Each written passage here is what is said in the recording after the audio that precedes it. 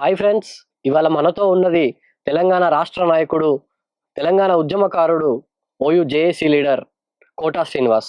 Hi అన్న, hi, ఎలా ఉన్నారు? బాగున్నా. కోటా శ్రీనివాస్ అంటే పక్కన ఓయూ ఖచ్చితంగా ఉంటుంది. ఓయూ లేకుండా కోటా శ్రీనివాస్ ని పేరు ఎక్కడ వినిపించదు. Quota Srinivas OU. మీరు తెలంగాణ ఉద్యమకారుడిగా అనేక పోరాటాల్లో చేసి జైలుకు పోయొచ్చి మళ్ళీ కాంగ్రెస్లోకి వెళ్ళి ఇదంతా జరిగే ఒక పరిణామ క్రమం.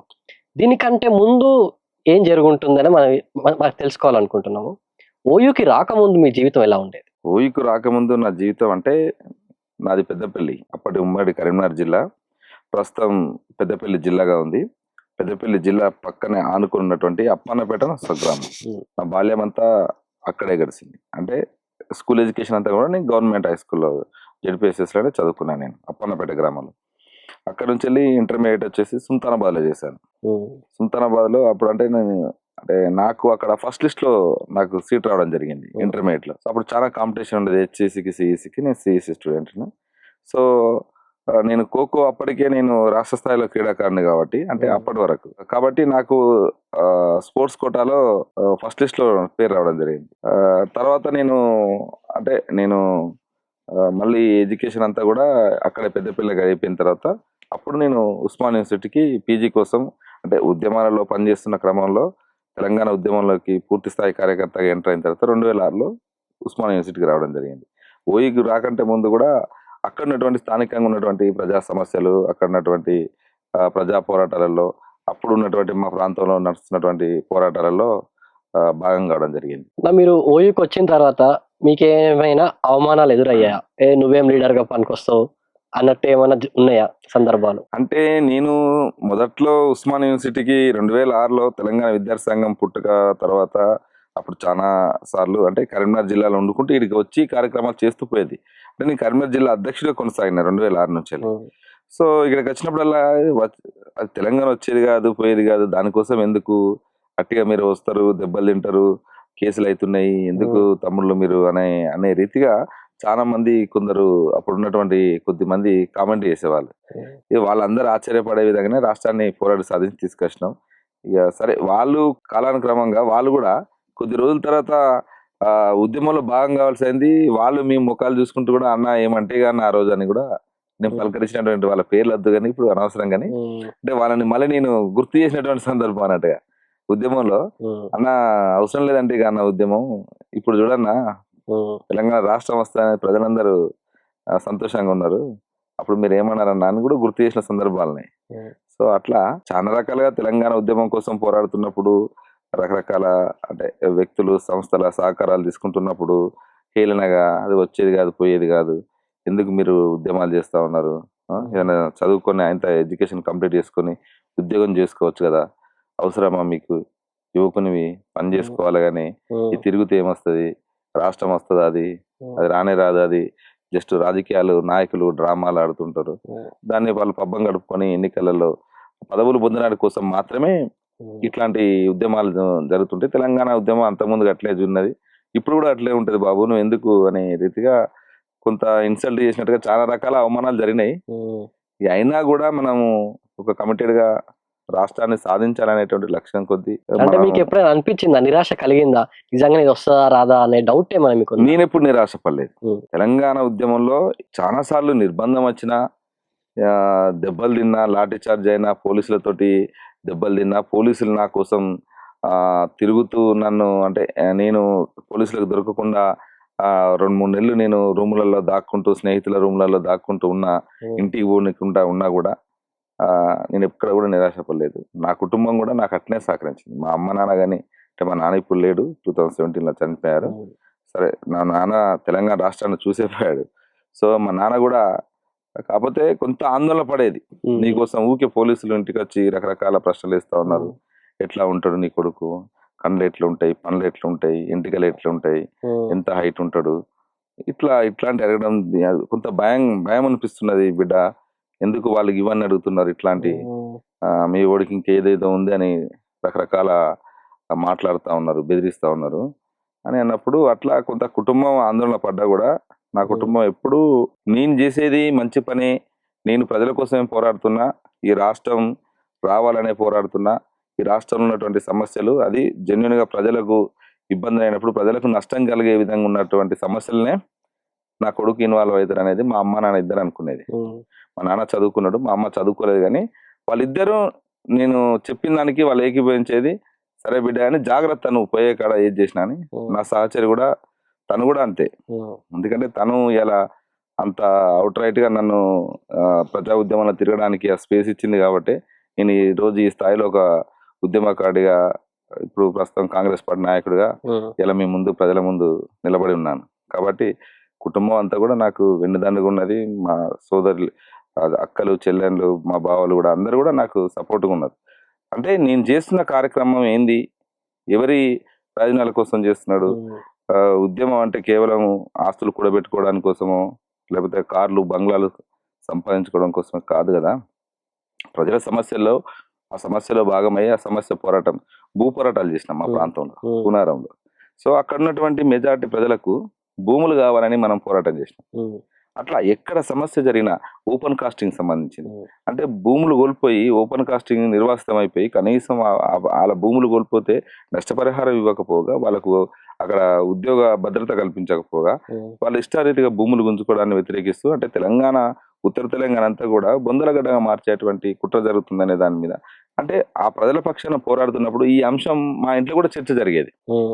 ఎందుకంటే ఎన్ని రోజులు, వారం రోజులైనా 10 రోజులైనా ఇంటికి మనం మళ్ళీ తర్వాత వెళ్తాం కాబట్టి, ఇంటికి వెళ్ళినప్పుడు ఇంట్లో చర్చ జరిగేది. ఏంది, ఎట్లా, ఏంది, అది పోలీసులు కేసులు అంటారు, అది ఇది అంటే, ఏం కాదు నాన్న, ఏం కాదు అని నా సహచరికి కానీ చెప్పేది. ఇట్లా ఉంది, అది న్యాయమైన డిమాండ్, మనం వాళ్ళ పక్షాన నిలబడాల్సిందే. కేసులు అయితే అవుతాయి, మా అంటే జైలుకే పోయొచ్చేది, మనం అదేం కాదు కదా. కాబట్టి ప్రజల కోసం పోరాడుతున్న క్రమంలో ఇవన్నీ సాధారణమే అనే రీతిగా ధైర్యంతో, మనోధైర్యంతో నేను ఎక్కడ కూడా ధైర్యం జరగలేదు, ఎక్కడ కూడా వెనుకడగేయలేదు. అంటే చాలా సందర్భాల్లో తెలంగాణ ఉద్యమ సందర్భంలో నన్ను తీసుకెళ్లి ఎన్కౌంటర్ చేయాలని కూడా అనుకున్నారు అప్పుడున్నటువంటి పాలకులు ఎన్కౌంటర్ కూడా చేయాలనుకున్నారు. అప్పుడు నన్ను కాపాడుకుంది గద్దరనే. సో తీసుకెళ్లి ముషిరాబాద్ పిఎస్ లో పెట్టినప్పుడు, అప్పుడు అందరికీ తెలుసు, చాలా మంది ప్రజా ఉద్యమకాలందరికీ, ముషిరాబాద్ పిఎస్ లో పెట్టినప్పుడు గద్దరనే వచ్చి కాపాడుకున్నాను. మొత్తం తను ఒక 200 మందితోటి పోలీస్ స్టేషన్ ముందు ధర్నా చేసి నన్ను కాపాడుకోపోయాడు. గద్దరన్న కానీ చాలా మంది పెద్దలు మన ఎన్నుకున్నారు అనేటువంటి ఒక ధైర్యంతో ముందుకెళ్ళాం. ప్రజలందరూ కూడా మన వెనుక ఉన్నారు, మనకు సపోర్ట్ ఉన్నారని ధైర్యం. అంటే మీకు తెలంగాణ ఉద్యమంలోకి రాకముందు ఇంకా వేరే ఉద్యమాల్లో ఎక్కడ పార్టిసిపేట్ చేశారా? అంటే ఉద్యమ జీవితం అనేది ఎక్కడ మొదలై ఉంటుంది? అంటే నేను విద్యార్థి దశ నుంచే కాస్త చురుకుగా ఉండేవాడిని. నేను ఖోఖో జాతీయ క్రీడాకారిని. సో స్పోర్ట్స్ లో ఉండేవాడిని, రాజకీయాల్లో కూడా చురుకుగా అధ్యయనం చేసేవాడిని. సో మా ప్రాంతంలో జరుగుతున్నటువంటి భూస్వామ్య వ్యతిరేక ఉద్యమాలు అవన్నిటి కూడా మాకు ఒక ఇన్స్పైర్గా ఉండేది. అంటే దొరలు వందల ఎకరాల భూములుండి వాళ్ళంతా మొత్తం సాధారణ ప్రజలకు ఎలాంటి భూమి లేకుండా వాళ్ళ మీద ఆధిపత్యాన్ని చెలాయిస్తూ చేస్తున్నటువంటి పాలేర్ల సంఘం అని ఇట్లాంటి జరుగుతున్నటువంటి రైతు కూలి పోరాటాలు, వాటన్నీ జరుగుతుండేది మా ప్రాంతంలో. పెద్దపల్లి ప్రాంతంలో ఒక ఉద్యమ కేంద్రం అది. ఆ ప్రాంతంలో చాలా మంది ప్రజా ఉద్యమకారులు, జాతీయ స్థాయిలో సెంట్రల్ కమిటీలో పనిచేసినటువంటి విప్లవకారులు కూడా ఆ ప్రాంతం నుంచి ఉన్నారు. సో వాళ్ళందరి ప్రభావం మా దశలో అప్పుడు మా మీద ఉండేది. సో వాళ్ళ ప్రభావంతో కాస్త అక్కడ జరుగుతున్నటువంటి సమస్యల మీద మనం చదువుకున్నాం కదా, చదువుకున్న వాళ్ళం మనం మౌనంగా ఉండడం ఏంది, ప్రశ్నించాలి కదా, ఇది తప్పు కదా, తప్పని అక్కడ నిర్మోహమాటంగా చెప్పేవాడిని. ఇప్పటికీ కొద్ది మంది దానివల్ల నీకు నష్టం జరుగుతుంది, ఊరికి అట్లా ఎందుకు మాట్లాడుతావు అనే రీతిగా కూడా మాట్లాడతారు. నష్టం అంటే ఏంది, తప్పు కదా, అది తప్పు అనాలి కదా. కాబట్టి నష్టం జరిగితే ఎవరికి నష్టం జరుగుతుంది, నాకేం నష్టం జరుగుతుంది, నాకేం ప్రయోజనాలు లేవు, ప్రయోజనాలు లేనప్పుడు నాకెందుకు నష్టం జరుగుతుంది అనే రీతిగా నేను మాట్లాడేది. సో అట్లా అక్కడ జరుగుతున్నటువంటి ప్రజా ఉద్యమాలకి వెళ్ళి ఇన్స్పైర్ అయినటువంటి వాడిని. మా ప్రాంతంలో అప్పుడు మేము చదువుతున్నప్పుడు జయశంకర్ సారు, ఆకుల భూమయ్య సారు, వీళ్ళు తెలంగాణ జనసభ మీటింగ్ పెట్టారు మా ప్రాంతం పెద్దపల్లిలో. తెలంగాణ జనసభ మీటింగ్ పెట్టినప్పుడు అప్పుడు నేను ఆ మీటింగ్కు నేను వెళ్ళడం జరిగింది విద్యార్థిగా. అంటే మా ఊర్లో ఉన్నటువంటి కొందరు ఆ మీటింగ్కి వెళ్తున్నారు, ఇక్కడ మీటింగ్ జరుగుతుంది తెలంగాణ కోసం, దానికోసం వెళ్దాం అంటే, సరే ఇక సైకిల్ మీద నేను వెళ్ళినా కాబట్టి కంపల్సరీ తన సైకిల్ మీద నేను ఇంటికి వెళ్ళాలి కాబట్టి తనతో పాటుగా నేను కూడా ఆ మీటింగ్కి వెళ్ళిన. మీటింగ్కి వెళ్ళిన తర్వాత మీటింగ్ కూర్చున్న తర్వాత అవును కదా, ఇంత అన్యాయం జరుగుతుంది, ఇంత నష్టం జరుగుతుంది, ఈ తెలంగాణలో గడ్డ మీద మాట్లాడితే, ప్రశ్నిస్తే ఎన్కౌంటర్లు చేస్తా ఉన్నారు, దుర్మార్గం. రోజు పొద్దున్న లేస్తే చూస్తే ఎన్కౌంటర్లే కనిపించేది పేపర్లలో. అంటే మనుషుల్ని చంపడం ఇంత ఈజీగా ఎన్కౌంటర్ అనే దాని మీద, అంటే ఈ తెలంగాణ ఉన్నందుకేనా ఈ పరిస్థితి, కాబట్టి మన రాష్ట్రం మనకు కావాలి, ఆంధ్ర పెత్తందారి పాలన నుంచి వెళ్ళి మనకు అనేది అప్పుడే మనకు బీజం పడ్డది. సో అక్కడ నుంచి వెళ్ళి రాష్ట్రం ఉద్యమంలో ఉండాలనేటువంటి లక్ష్యం కొద్దీ మనం తెలంగాణ ఏర్పడాలనే దాంట్లో మన వంతుగా మనం పార్టిసిపేట్ చేయాలనే అవకాశం ఆలోచన వచ్చింది. ఆ ఆలోచనలోకి వెళ్ళి 2006లో అంటే మధ్యలో కూడా నేను తెలంగాణ ఉద్యమంలో పార్టిసిపేట్ చేశాను. 2001లో అప్పుడు ఈ అందరూ తెలంగాణ కావాలని ఊర్లలో రకరకాల కార్యక్రమాలు చేస్తున్నప్పుడు సరే జనరల్ గా మనం తెలంగాణ కోరుకునే ఆకాంక్ష పరులుగానే ఆ తెలంగాణ ఉద్యమంలో పార్టిసిపేట్ చేసినాం. తర్వాత ఏమైంది, అది రాజకీయంగా వాళ్ళు మలుపు తిప్పినప్పుడు రాజకీయంగా మనం రాజకీయ పార్టీలలో ఉండకూడదని బయటకు వచ్చేసినటువంటి పరిస్థితి, రాజకీయ పార్టీలకు ఉండకుండా. ఆ తర్వాత 2006లో తెలంగాణ కోసమే ఒక విద్యార్థి సంఘం ఏర్పాటు జరుగుతుంది, దాని చర్చలో భాగం కావాలి, అది హైదరాబాద్లో జరుగుతుంది, వెళ్ళాలని మనకు కొద్దిమంది పెద్దలు సూచించడంతో వాళ్ళ సూచన మేరకు హైదరాబాద్ ఉస్మాన్ యూనివర్సిటీకి రావడం జరిగింది. ఉస్మాన్ యూనివర్సిటీలో తెలంగాణ ఎవరి కోసం, ఎందుకోసం, వస్తే ఎలాంటి తెలంగాణ సాధించాలి అనేటువంటి చర్చ కార్యక్రమంలో అప్పుడున్నటువంటి పెద్దలందరూ గద్దరన్న కానీ ప్రొఫెసర్స్ మిగతా వాళ్ళందరూ కూడా, అప్పుడు రాజారాం యాదవ్, బెల్లయ్య నాయక్ వీళ్ళందరూ కూడా చాలా మంది ఆ చర్చలో ఉన్నారు. సో ఆ చర్చలకు వెళ్ళే తెలంగాణ విద్యార్థి సంఘం అనేది పురుడు పోసుకుంది. తెలంగాణ విద్యార్థి సంఘం పురుడు పోసుకున్న తర్వాత ఆ సంఘంలో నిర్మాణంలో నేను కూడా కరీంనగర్ జిల్లా బాధ్యుడిగా ఇన్ఛార్జిగా మొదటగా నాకు కరీంనగర్ జిల్లా ఇన్ఛార్జిగా అనౌన్స్ చేశారు. సో జిల్లా ఇన్ఛార్జిగా బాధ్యతలు చేపట్టిన తర్వాత ఆ జిల్లాలో ఒక 2 సభలు నిర్వహించిన తర్వాత అప్పుడు నన్ను పూర్తి స్థాయి జిల్లా అధ్యక్షుడిగా ప్రకటించడం జరిగింది. ఆ తర్వాత నా యాక్టివిటీస్ చాలా స్పీడ్గా వేగవంతంగా ప్రతి ఏరియాలో, జగిత్యాలలో, గోదావరిఖనిలో, ఉస్మానాబాద్లో, హుజురాబాద్లో, కరీంనగర్లో, పెద్దపల్లిలో తెలంగాణ రాష్ట్రం ఎందుకు కావాలి, తెలంగాణ జరుగుతున్న అన్యాయం ఏంది, తెలంగాణను సాధించుకోవడం ద్వారా ఎలాంటి ప్రయోజనాలు ఉంటాయి, ఆ పెట్టుబడిదారులు, ఆంధ్ర పెత్తందారులు ఏ రకంగా మన మీద ఆధిపత్యాన్ని కొనసాగిస్తూ ఉన్నారు, మన ప్రాంతానికి రావాల్సినటువంటి నిధుల్ని కానీ నియామకాలని కానీ ఏ రకంగా వాళ్ళు దూసుకుపోతా ఉన్నారు అనే దాన్ని విద్యార్థుల దగ్గరికి వెళ్ళి ఎక్కువగా విద్యార్థులను కలిసేది నేను. ఆ సందర్భంలో గద్దరన్న మాకు ఇచ్చిన డైరెక్షన్ ఒకటే, మీరు ఎక్కువ విద్యార్థుల దగ్గరికి వెళ్ళండి, విద్యార్థులను ఎడ్యుకేట్ చేయండి. విద్యార్థి శక్తి చాలా శక్తివంతమైనది, కాబట్టి దాని ముందు ఎవరు నిలబడలేరు. కాబట్టి విద్యార్థి శక్తిని కూడగట్టడానికి కోసం, విద్యార్థులందరినీ ఐక్యం చేయడానికి కోసం మాత్రమే మీరు ఎక్కువ సమయాన్ని కేటాయించండి. మీరు గ్రౌండ్కి వెళ్ళాలి, ఎక్కువ కాలేజీలకు వెళ్ళాలన్నప్పుడు అప్పుడు జూనియర్ కాలేజీలు, డిగ్రీ కాలేజీలు టార్గెట్ గా, సో ఆ కాలేజీలకు వెళ్ళుకుంటూ వాళ్ళందరినీ ఎడ్యుకేట్ చేస్తూ ఉద్యమంలో భాగం చేసుకునేది. ఆ క్రమంలో చాలా అప్పటికే కొంత తెలంగాణ విద్యార్థి సంఘం అంటేనే మిలిటెంట్ ఆర్గనైజేషన్ గా ఎస్టాబ్లిష్ అయిపోయింది. అంటే సంఘం ఏర్పాటు అయిన తర్వాతనే తెల్లవారే లగడపాటుపై దాడి సోమాజిగూడ ప్రెస్ క్లబ్ లో, ఆ తర్వాత సత్యసాయిబాబా తెలంగాణకు యాంటీగా వ్యతిరేకంగా మాట్లాడితే సత్యసాయిబాబా గుడి మీద దాడి చేసి ఆ ప్రతిమలను తీసుకొచ్చి కాలబెట్టేసి తెలంగాణను అడ్డుకుంటే, తెలంగాణకు వ్యతిరేకంగా మాట్లాడితే దేవుని కూడా వదిలిపెట్టామని ప్రకటిస్తాం. ఆ రోజు అంటే సాధారణంగా ఏమనిపిస్తుంది అంటే, ఆ రోజు సత్యసాయి యూనివర్సిటీలో తను ముఖ్యమంత్రి వెళ్తే సత్యసాయిబాబు మాట్లాడుతూ రాష్ట్రం విడిపోవాలని కోరుకోవడం మహాపాపం అంటాడు. అంటే మాకు అనిపించిన ఆలోచన ఏంటంటే, రాష్ట్రం విడిపోవాలని కోరుకోవడం మహాపాపం అంటే, మా ప్రాంతంలో ఉన్న బాధలు నువ్వు దేవుడివి అయితే మా ప్రాంతంలో ఉన్న బాధలు నీకు తెలియదా? మాకు జరుగుతున్న అన్యాయాన్ని నువ్వు ప్రశ్నించావా? మాకు జరుగుతున్న అన్యాయం సరైనదేనా? అది మాకు నీ ఉద్యోగాల నియామకాలలో, విద్యలో, ఉద్యోగాలలో, అన్నిట్లలో, అన్ని రంగాల్లో అభివృద్ధిలో మాకు నష్టం జరుగుతుంది కదా, ఆంధ్ర పెత్తందారి పాలన నుంచి వెళ్ళి. మరి నష్టం జరుగుతున్నప్పుడు మరి నీకు మా విషయంలో సానుభూతి లేదా? దేవుడు అయితే ఒకవైపే ఉంటావు నువ్వు. కాబట్టి అంటే ప్రజలను నువ్వు ప్రాంతాలుగా నువ్వు చూసి నువ్వు ఆ ప్రాంత ప్రజల్ని సరైంది అంటున్నావు, మరి మా ప్రాంత ప్రజల్ని వ్యతిరేకిస్తున్నావు. కాబట్టి తెలంగాణకు అడ్డేసి దేవుని కూడా వదిలిపెట్టాం అనేటువంటి ప్రకటన చేస్తూ సత్యసాయిబాబా టెంపుల్లోకి దాడి చేసి ఆ ప్రతిమలన్నీ తీసుకొచ్చి దగ్ధం చేయడం జరిగింది. కాబట్టి అట్లా అంతటి అంటే మిలిటెన్స్ గా కార్యక్రమాలు చేసేది. అంటే తెలంగాణకు ఎవరు అడ్డొచ్చినా కూడా వదిలిపెట్టాం. మా మెసేజ్ అదే. అంటే మేము ఏం చెప్పదలుచుకున్నాం దాంతో అంటే, తెలంగాణకు ఎవరు అడ్డొచ్చినా కూడా, దేవుడు అడ్డొచ్చినా కూడా, రాజకీయ నాయకులు కాదు దేవుడు అడ్డొచ్చినా కూడా వదిలిపెట్టాం. అందరినీ ఇక్కడ తేల్చుతామనేది, ప్రజాక్షేత్రంలో తేలుస్తామనేది అని ఆ నినాదం ఇస్తూ అట్లాంటి మిలిటెన్స్ అగ్రెసివ్ గా కార్యక్రమాలు తీసుకున్నాం. ఆ క్రమంలోనే జేఏసీ పుట్టుగా, జేఏసీలో కూడా మా రోడ్లు చాలా కీలకంగా ఉంటాయి. తెలంగాణ విద్యార్థి సంఘం అప్పుడున్నటువంటి తెలంగాణ విద్యార్థి సంఘం నేను అంటే మా అప్పుడు అధ్యక్షుడిగా రాజారాం యాదవ్ ఉండే, నేను రాష్ట్ర ప్రధాన కార్యదర్శి. ఇక మా సంఘంలో దిలీప్, శ్రీనివాస్ చాలా మంది ఉండేది. చాలా మంది అంటే ఇక్కడ అనిల్ అయితేనేమి, యూనివర్సిటీ కేంద్రంగా మరి అనిల్ కుమార్ వీళ్ళందరూ పనిచేసేది. ఇక్కడ జిల్లాలలో నిర్మాణం చంద్రకాంత్, దిలీప్, కరీంనగర్కి వెళ్తే క్రాంతి, అటు పోతే సోమన్న, స్వామినాయక్, ఇట్లా ఏ జిల్లాకి పోయినా వీరప్రసాద్ యాదవ్, ఏ జిల్లాకి పోయినా మన నిర్మాణాలు పనిచేసేది. చాలా బలంగా నిర్మాణాలను తయారు చేసినటువంటి పరిస్థితి అప్పుడు తెలంగాణ కోసం. తెలంగాణ విద్యావంతుల వేదిక టీవీని తెలంగాణ రాష్ట్రం వచ్చిన తర్వాత కూడా బ్యాన్ చేయడం జరిగింది. బ్యాన్ చేశారు, మళ్ళీ ఎత్తివేశారు. అట్లా దాదాపు ఒక 16 సంఘాలని Yes.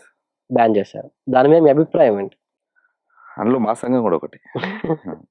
సో 16 సంఘాలని కేసీఆర్ చాలా దుర్మార్గంగా, ఏ తెలంగాణ రాష్ట్రం అయితే కావాలనుకున్నామో, ఏ తెలంగాణ రాష్ట్రం వస్తే ఇక్కడ స్వేచ్ఛ, సమానత్వం, పౌర ప్రజాస్వామిక హక్కులు పరిడవిల్తాయి అనుకున్నామో, ఇక్కడ దానికి భిన్నంగా ఇక్కడ పాలన కొనసాగింది. అంటే ఆంధ్ర పాలకులు ఏ రకంగానైతే ఈ ప్రాంత ప్రజల్ని అణిచివేసిల్లో, సేమ్ అభివృద్ధి పేరుతో నాటకాలు ఆడుతూ రాజకీయ ప్రయోజనాలు, ఆర్థిక ప్రయోజనాలను మాత్రమే ఆ కుటుంబం, ఆ పార్టీలో ఉన్నటువంటి నాయకులు పొందుతూ ప్రజల్ని దోచుకుంటూ ప్రజలను పీడనకు గురి చేసేటువంటి పరిస్థితి మళ్ళీ కొట్లాడి సాధించుకున్న తెలంగాణలో ఏర్పడ్డది. దాంతో అంటే ఉద్యమకారులుగా రాష్ట్రం వచ్చుడితోటి మన బాధ్యత అయిపోలేదు. రాష్ట్రాన్ని సాధించుకున్నాం, కానీ సాధించుకున్న రాష్ట్రంలో, స్వరాష్ట్రంలో ఇలా పాలన చాలా దుర్మార్గంగా కొనసాగుతున్నది. కాబట్టి మనం గొంతిప్పి మాట్లాడాల్సిందే అని ఆ కేసీఆర్ పాలన పైన నినదించడం జరిగింది. అట్లా నినదిస్తూ ఉద్యమాలు చేస్తున్న క్రమంలో ఉద్యోగాల కోసం అయితేమి, ప్రైవేట్ యూనివర్సిటీ బిల్ అయితేనేమి, ప్రైవేట్ కార్పొరేట్ విద్యా సంస్థలకు వ్యతిరేకంగా అయితేనేమి, ఇట్లా చాలా కార్యక్రమాలు ఇది చేస్తున్న క్రమంలో, పోరాడుతున్న క్రమంలో కేసీఆర్కి అంటే మింగుడు పడినటువంటి పరిస్థితి ఏర్పడ్డది. ప్రజా సంఘాలు, విద్యార్థి సంఘాలు, మహిళా సంఘాలు, అన్ని సంఘాలు ఒకటే నినాదంతో కేసీఆర్ ని టార్గెట్ చేసుకుని పనిచేస్తున్నాయి అనేటువంటి దాంట్లోకి వెళ్ళిపోయి, అంటే ఆయన చేస్తున్నటువంటి ప్రజా వ్యతిరేక విధానాలని ప్రజాక్షేత్రంలో ప్రశ్నిస్తే, నాకు వ్యతిరేక సంఘాలు వీళ్ళు ప్రభుత్వ యాంటీ వీళ్ళు గవర్నమెంట్ అనేటువంటి దాంతో ఫీలింగ్లోకి వెళ్ళిపోయి వీటిని నిషేధించాలని మావోయిస్టుల ముద్ర వేసేసి ఆ సంస్థలు అన్నిటి కూడా 16 సంస్థల్ని ప్రజల కోసం, ప్రజల హక్కుల కోసం, విద్యార్థి హక్కుల కోసం, మహిళల హక్కుల కోసం, కార్మిక హక్కుల కోసం, రైతాంగ హక్కుల కోసం, అంటే అన్ని సంఘాలు ఉన్నాయి దాంట్లో, ఆ నిర్మాణాల్లో 16 సంఘాలలో. అట్లా పనిచేస్తున్నటువంటి సంస్థలన్నింటిని కూడా ఇలా కక్షపూరితంగా కేసీఆర్ 16 సంఘాలని నిషేధించడం జరిగింది. సో దానికి మూల్యం మనం చెల్లించుకున్నారు. అంటే అన్ని సంఘాలను నిషేధించినప్పుడు ప్రజలందరూ కూడా గమనిస్తూ ఉన్నారు కదా, ప్రజలు అంత అమాయకులేం కాదు, ప్రజలు చాలా చైతన్యవంతులు. సమయం వచ్చినప్పుడు ఏ పార్టీనైనా, ఏ నాయకునైనా ఎట్లా సమాధానం చెప్పాలో, ఎట్లా ఆన్సర్ చేయాలో వాళ్ళు తీర్పు మొన్న చెప్పిళ్ళు. సో అంతటి అణచివేత అనేది ఎప్పుడైనా తెలంగాణ సమాజం అణచివేతను ఒప్పుకోదు, యాక్సెప్ట్ చేయదు. తెలంగాణ ఎప్పుడైనా స్వేచ్ఛగా ఉండాలనుకుంటుంది. ఈ స్వేచ్ఛ, ఈ నేలంతా కూడా సమానత్వాన్ని కోరుకున్న నేల. ఈ నేల పైన ఎందరో త్యాగాలు ఉన్నాయి. అంటే పాలకులు ఎప్పుడైనా ఏమనుకుంటారంటే, ప్రజలు మర్చిపోయిన్లు, వాళ్ళు ఏదో పోరాటాలు చేసిళ్ళు, ఉద్యమాలు చేసిళ్ళు, త్యాగాలు చేసిళ్ళు, చనిపోయిన్లు, ప్రజల కోసం పనిచేసి పోరాటి చనిపోయిన్లు, కాబట్టి ఆ చరిత్ర అంతా గత చరిత్ర అనుకుంటారు. ప్రజలు ఎప్పుడు చరిత్రలు మర్చిపోరు. చరిత్ర ప్రతిసారి వాళ్ళని గుర్తు చేస్తూ ఉంటుంది, ఆ సందర్భాన్ని మళ్ళీ రిపీట్ అవుతూనే ఉంటుంది. అట్లా ఇలా కేసీఆర్కు సమాధానం ప్రజలు చెప్పిళ్ళు. అంటే ప్రజల్ని అణచివేసేసి ఒక పోలీస్ పాలన లాగా, పోలీసు క్యాంపులు పెట్టి కొనసాగించినట్టుగా పాలన కొనసాగిస్తామని చూస్తే అది ఒప్పుకోదు. ఆ రకంగా ఇలా కేసీఆర్కు స్థానం ఎక్కడుందో మనం అర్థం చేసుకోవచ్చు. గద్దర్కి మీకు స్నేహం ఎలా ఉండేది? గద్దర్ పాటకు నేను పెద్ద అభిమాని. అంటే నేను బాల్యం నుంచి వెళ్ళి గద్దర్ పాటలు వినుకుంటూ వచ్చినవాడిని. అంటే ప్రజా ఉద్యమాలు, అక్కడ మా ప్రాంతంలో నడుస్తున్నటువంటి ప్రజా ఉద్యమాలు, వివిధ సామాజిక ఉద్యమాలు ఎక్కడ చూసినా గద్దర్ పాట చాలా ప్రభావితం చేసేది. చిన్నప్పుడే మేము చాలా పాటలు, గద్దర్ అన్న తెలంగాణ ఉద్యమం కోసం పాడినటువంటి పాటలున్నాయి, తెలంగాణ ఉద్యమం కంటే ముందు పాడిన పాటలున్నాయి. అట్లాంటి పాటలన్నీ వినుకుంటూ వచ్చిన వాళ్ళం మేము. అట్లా దేశం ముందుకు పోవాలంటే అందరూ చదువులు చదవాలంట, విద్యార్థి సోదరా చదువు సంధ్యలే తెలివితేటలని, తెలివితేటలే జీవన వృత్తని, చదివిద్దామని గంపెడాశతో కూలి తండ్రి నిన్ను తీసుకపోతే, అప్లికేషన్కు 5 రూపాయలు, పరీక్ష రుసుము 10 రూపాయలు, ఆదాయ పత్రం ఉంటే చాలు రుసుమిచ్చే పని లేదని చెప్పిరి. అట్లా అంటే ఆ పాట అంతా కూడా, అంటే నీకు అప్లికేషన్ ఆదాయ పత్రం ఉంటే చాలు నీకు రుసుము ఇచ్చే పని లేదని చెప్పిరా. ఆ ఆదాయ పత్రం తీసుకొని పోతే ఎంఆర్ఓ 5, ఆర్ఐ కాదు ఎంఆర్ఓ 5, ఎంఆర్ఓకు 25 అని. అంటే అక్కడ కింది స్థాయిలో ఏ రకంగా లంచం దోపిడీ జరుగుతుంది అనేది, అంటే చదువుకోవడానికి కోసం ఇన్ని ఇబ్బందులు పడాల్సి వస్తుంది. అందరు చదువుకోవాలంటారు కానీ చదువుకోవడానికి ఇన్ని ఇబ్బందులు ఉంటాయి. సో ఆ పాటలో చాలా విప్పి చెప్పేది, ప్రజలకు అర్థమయ్యే విధంగా చెప్పేది. అట్లాంటి పాటలు ఎన్నుకుంటూ వచ్చినాం. తర్వాత తెలంగాణ ఉద్యమంలోకి రాగానే ఇక చాలా పాటలు ఉన్నాయి తెలంగాణ ఉద్యమంలో. అమ్మ తెలంగాణ మా కాంచెలు మొదలుకుంటే, దగా పడ్డ నా తెలంగాణము గుండె చప్పుడినురో మా ఎన్నల్లారా, గుండె చప్పుడినురో మా ఎన్నల్లారా, తెలంగాణములో బడులే లేవు, ఉన్న బడులకు భవంతు లేవు, వానకాలము ఎండకాలము వారము రోజులు సెలవు దినాలే, చెట్ల కింద మా పోరగన్లురా నీడ తిరిగినట్టు తిరుగుతుంటారు, పంతులు వస్తే పోరలు రారు, పోరలు వస్తే పంతులు రారు, పంతులు పోరలు ఇద్దరు వస్తే రాయనీకి మా పంతులు గారికి చాకి పీసు లేదో మా ఎన్నల్లారా. అంటే ఇట్లాంటి పాటలు మమ్మల్ని చాలా ప్రభావితం చేసినాయి. అంటే తెలంగాణలో నిజంగా ఆ స్థితి అప్పుడు ఉన్నది. ఇట్లా ఈ బడులేంది, మన బడులు ఇంత అధ్వానంగా ఉన్నాయి, కురిసేది, నీళ్లు పడేది, పుస్తకాలు దాచిపెట్టుకునేది, ఆ రోజు క్లాసులు ఉండకపోయేది. ఆ చిన్నప్పుడు మన స్కూల్ అంతా వాతావరణం అంతా మన కళ్ళ ముందు కట్టినట్టు కనిపించేది.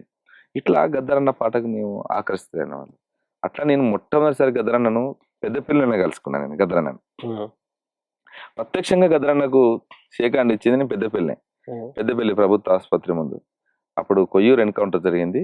ఆదిరెడ్డి, శీలం నరేష్, ఎర్రంరెడ్డి సంతోష్ రెడ్డి ఎన్కౌంటర్, వాళ్ళ శవాలని పోస్ట్ మార్టం చేయడానికి పెద్దపల్లి ప్రభుత్వ ఆసుపత్రి తీసుకొచ్చినప్పుడు గద్దరన్న వచ్చింది అనేటువంటి వార్త పెద్దపల్లిలో దావనంలో వ్యాపిస్తుంది.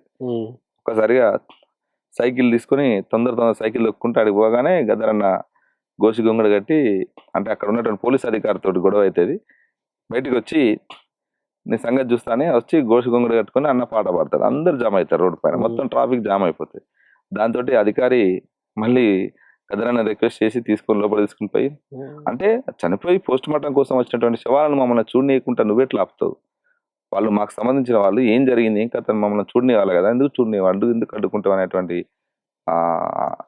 ఆవేదనకి వెళ్ళి అన్న గోసి గొంగడు కట్టి పాట పాడతాడు. అప్పుడు ఆ పాట కాడ నేను అన్నతోటి అంటే పాటల మీద ఉన్నటువంటి ఇంట్రెస్ట్ తోటి అన్న పాటకు నేను కోరస్ అవుతా. అట్లా గద్దరన్నతోటి పాటతోటి నాకు పరిచయం ఏర్పడ్డది. పరిచయం ముందే పాటకుతోటి పరిచయం ఉన్నప్పటికీ గద్దరన్నతోటి పరిచయం ఆ రోజు మొదలైంది. అట్లా మా పరిచయం మొదలైంది 2006లో తెలంగాణ విద్యార్థి సంఘం పెట్టిన తర్వాత. ఇంకాస్త చనువుగా అన్నతోటి, అంటే అన్న మనల్ని చూడగానే వీడు చురుకుగా ఉన్నాడు, కొంత మీ లోపల ఫైర్ ఉంది అనేది అన్నకు అర్థమైపోయింది. నేను మిలిటెంట్ గా ఉండేది, ఇంత స్మూత్ గా అప్పుడు లేను. సో అట్లాంటి యాక్టివిటీస్ చాలా చేసేది తెలంగాణ కోసమే. అది కూడా ఏదో చేద్దామని కాదని, రాష్ట్రం ఏర్పడాలి, ఈ రాష్ట్రానికి జరుగుతున్నటువంటి, ఈ ప్రజలకు జరుగుతున్నటువంటి అన్యాయాల మీద మన నిరసన అనేది చాలా బలంగా ఉండాలి. ప్రభుత్వానికి, పాలక వర్గానికి కన్ను విప్పు కలిగే విధంగా మన నిరసన ఉండాలనేటువంటిది నేను తెలంగాణ ఉద్యమంలో చాలా సీరియస్గా మిలిటరీస్గా ఫైట్ చేసిన. దాంతో నన్ను తీసేయాలనుకున్నారు, దాన్ని గద్దరన్న కాపాడుకున్నాడు. అందుకని గద్దరన్న అంటే కూడా నాకు చాలా అభిమానం. అట్లా మా ఇద్దరి మధ్యన ఒక బాండ్ ఏర్పడ్డది. ఏడికి పోయినా నన్ను సీనియర్ వాడు సీనియర్ అంటాడు, నన్ను పిలుస్తూనే ఉంటాడు. అంటే నేను ఉన్నా అంటే నేను ఉండాలి ఎంబడి, అన్న ఎంబడి నేనున్నా అంటే కొన్ని పనులు నడుస్తుంటాయి, ఎవరు ఏంటిది ఏం కథ అని నేను చూసుకుంటూ ఉంటాను. సో అట్లా అన్నతోటి నేను సుదీర్ఘ ప్రయాణం 20 years జరిగింది. గద్దర్ హంతకుడు అని బండి సంజయ్ అంటున్నారు, దాని మీద మీ అభిప్రాయం ఏంటి? గద్దరన్న ఏడ హంతకుడు, ఎక్కడ చేసిండు, ఎవరిని మర్డర్ చేసిండు, ఇవన్నీ అనాలోచితమైనటువంటి మాటలు. ఒక బాధిత గల కేంద్ర సహాయ మంత్రి ఉన్నప్పుడు మాటలు మాట్లాడుతున్నప్పుడు కొంచెం విచక్షణ కోల్పోకుండా మాట్లాడాలి. ఇప్పుడు కేంద్ర సహాయ మంత్రి ఉండడం బండి సంజయ్ని అడుగుతున్నా, మరి నువ్వు సూచించగలుగుతావా? నీ దగ్గరనే ఉంటది కదా ఈ దేశంలో ఉన్నటువంటి నేరాలకు సంబంధించిన, నువ్వు కేంద్ర హోంశాఖ సహాయ మంత్రి కదా, మీ దగ్గర ఉంటది కదా చిట్టా అంతా, మరి తేయండి, చూపించండి, ఆధారాలు చూపించండి. నేను అడుగుతున్నా, ఇయ్యాల ఒక గద్దరన్న శిష్యుని కానీ నేను అడుగుతున్నా, ఆధారాలు చూపించగలుగుతావు బండి సంజయ్? నువ్వు నేరస్తు అనే ఆధారాలు చాలా చూపించగలుగుతావు. నువ్వు ఎవరిని ఎట్లా రెచ్చగొట్టినావు, ఎవరి మీద ఎట్లా దాడులు చేపించినావు, ఏంది అనేది, నువ్వు ఎట్లా మంత్రి అయినావు అనేది కూడా అన్ని చూపించగలుగుతావు. కాబట్టి మీ పార్టీలనే నేరస్తులు, రేపిస్టులకు, అత్యాచారాలు, హత్యలు చేసినటువంటి వాళ్లకు టికెట్లు ఇచ్చి సన్మానాలు చేసేటువంటి చరిత్ర మీ భారతీయ జనతా పార్టీది. నువ్వు వచ్చి ఒక ప్రజల కోసం సుదీర్ఘంగా పోరాటాలు, ప్రజా ఉద్యమాలు, అనేక సామాజిక ఉద్యమాలు, అనేక దళిత ఉద్యమాలకు ఇలా వెన్నుదన్నుగా ఉండి తన పాట, మాట, తన రచనలన్నిటి కూడా కొనసాగించి సుదీర్ఘ ప్రయాణం చేసినటువంటి ఒక సాహిత్య కళాకారుని, సాంస్కృతిక కళాకారుని దేశమంతా ఆయన గొప్పగా పొగుడుతా ఉన్నది. ఈ తెలంగాణ నేలైతే గద్దరన్న అంటే తెలియని వాళ్ళు చిన్న పిల్లల నుంచి మొదలుకుంటే పండు ముసలి వరకు కూడా గద్దరన్న అంటే తెలియని వాళ్ళు. ఓ పెరికేడ్ అనేటువంటి వరంగల్ జిల్లాలో పెరికేడ్ అనేటువంటి గ్రామం ఉంటుంది. ఆ గ్రామానికి అంబేద్కర్ విగ్రహ ఆవిష్కరణ కోసం గద్దరన్నని తీసుకుపోతా నేను. అక్కడ ఉన్నటువంటి విద్యార్థి మిత్రులు, టీవీ విద్యార్థి మిత్రులు, అనిలు, ఇంకా మిగతా సోదరులందరూ కూడా అన్నం తీసుకురావాలని నా మీద ప్రెజర్ చేస్తారు. నువ్వు చెప్తే వస్తాడు, మా ఊరికి నువ్వు తీసుకురావాలంటే నేను అన్నను అడిగి ఫస్ట్ రానంటాడు, నాకు పని ఉన్నది, నాకు ఆరోగ్యం బాగాలేదంటే, తర్వాత సరే నేను అన్న మనం పోవాల్సిందే, వాళ్ళ పిల్లలు వాళ్ళు స్వచ్ఛందంగా అంబేద్కర్ విగ్రహాన్ని పెట్టుకున్నారు, ఎవరి దగ్గర డబ్బులు వసూలు చేసేవాళ్ళు కాదు, నిజాయితీ పరులు వాళ్ళు. గ్రామంలో ఇంటికి 50 రూపాయలు 100 రూపాయలు వసూలు చేసి అంబేద్కర్ విగ్రహాన్ని చౌరస్తాలో పెట్టారు, మనం పోవాలి, ఖచ్చితంగా మీరు వస్తున్నారు అని చెప్పడంతో సరేరా వస్తారా అని చెప్పి తీసుకొని పోయాను. అడిగి పోయిన తర్వాత గద్దరన్న అర్ధగంట సేపే ఉంటా, ఎక్కువసేపు ఉన్నాను, నాకు కొంచెం ఇబ్బందిగా ఉంది, తొందరగా వెళ్ళిపోతా నేను అన్నాడు. సరే అన్నాను. గద్దరన్న అంబేద్కర్ విగ్రహ ఆవిష్కరణ చేసి వేదిక మీదకి వచ్చి తను నేను మాట మాట్లాడి పాట పాడి వెళ్ళిపోతా అంటాడు. తను పాట పాడి వెళ్ళిపోతా అనగానే ముందట ఎదురుగా మొత్తం అందరు ప్రజలందరూ, ఆ ఊరి చుట్టుపక్కల గ్రామాల ప్రజలందరూ చేపలు వరుసుకొని కూర్చుంటారు. అందులోకి వెళ్ళి ఓ ముసలమ్మ లేస్తుంది. ఏడికి పోతావు, ఇదే పదం, ఏడికి పోతావు, ఏడుకో పోతా అంటున్నావు, నువ్వు వచ్చినావని మేము ఇలా పొద్దుగాడు సని చూస్తాను, నువ్వు వస్తావు, ఇప్పుడు ఎప్పుడు వస్తావా అని. అప్పుడెప్పుడు రైతు కూలి సంఘం మీటింగ్ పెడితే వరంగల్కు ఎడ్ల బండి కట్టుకొని సర్ది కట్టుకొని వచ్చినావు నీ పాట వినడానికి.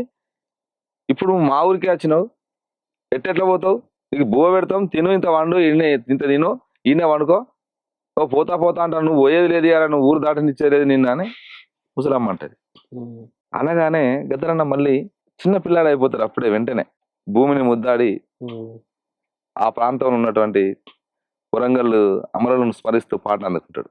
అంటే ప్రజలు, అంటే అప్పుడెప్పుడూ రైతు కూలి సంఘం మీటింగ్ జరిగినప్పుడు చూసినటువంటి ఆ తల్లి అంత గుర్తు పెట్టుకొని ఎట్టెట్లా పోతావు నువ్వు మా ఊరికి వచ్చి, మా ఇంటికాడ బోవ తినిపో అని అంత ఆత్మీయతగా ప్రజలు వాళ్ళ గుండెల్లో పెట్టుకున్నారు గద్దరని. గద్దర్ అంటే ఎక్కలేని ఎనలేనటువంటి అభిమానం తెలంగాణ నేలపైన చాలా మందికి ఉంటుంది. కొద్దిమంది ఇట్లాంటి ప్రజల్ని విద్వేషాలు రెచ్చగొట్టి, అంటే మత విద్వేషాలు, కుల విద్వేషాలు వీళ్ళకు వెన్నుతో పెట్టిన విద్య. ఎందుకంటే దాని నుంచి వీళ్ళకి అధికారం వస్తుంది, దాని నుంచి ఏమొస్తుంది, వీళ్ళకు అధికారం వస్తుంది. కాబట్టి ప్రజల్ని విభజించాలి, డివైడ్ చేయాలి. ఎప్పటికీ విభజించి పాలించనేటువంటి సూత్రం ఒకటి ఉంది బ్రిటిష్ నుంచి నేర్చుకునేది. వీళ్ళు బ్రిటిష్